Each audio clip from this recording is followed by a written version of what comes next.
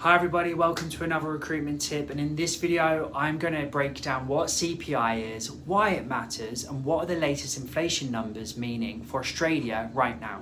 When I first stepped into recruitment in the corporate world, I had no idea what CPI was and wanted someone to explain, so here's my video for those who want to know CPI. So CPI stands for Consumer Price Index. It's released by Australian Bureau of Statistics and tracks how prices are changing for the stuff Aussie households actually buy, like food, housing, transport, healthcare, and recreation, and everything else that you spend. It's basically a basket of goods and services, each weighed on how much we spend on them. And it's the main way that we measure inflation, and that's how fast prices are rising. So why is it all so important? Because CPI tells us how far our money goes. If it jumps, your dollar buys less. That $100 grocery run that you did last year is now only worth around $92 worth of stuff.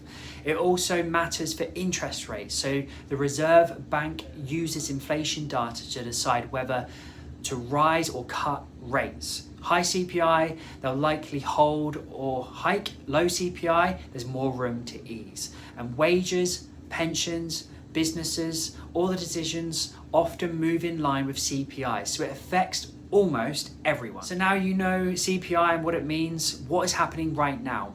Inflation surged in September quarter. Prices rose 1.3% just in the quarter and 3.2% over the year. That's a sharp increase from 2.1% in June. That's a much hotter result than economists were expecting, and it's effectively killed off any chances of a rate cut next week.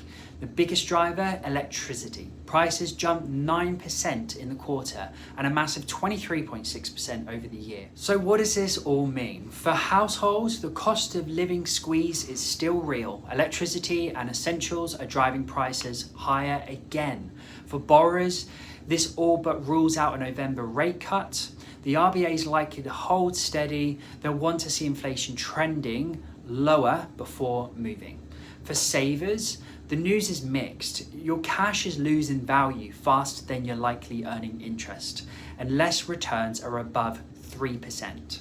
And for businesses, costs remain unpredictable, but economists say this spike should be temporary as power rebates stabilize and wage growth cools. Most experts don't expect a panic or a knee-jerk rate hike, just a longer wait before any cuts arrive, probably not until sometime next year.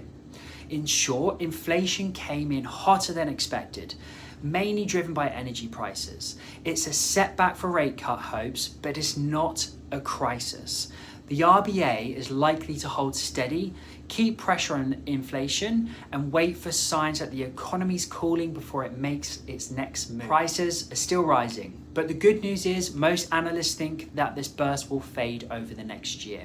I hope this helps and give you more insights to what actually CPI is and what's going on in Australia right now. If you want any more information, if you want any tips, advice, please feel free to reach out, and I will be sharing another one with you next week. Thanks.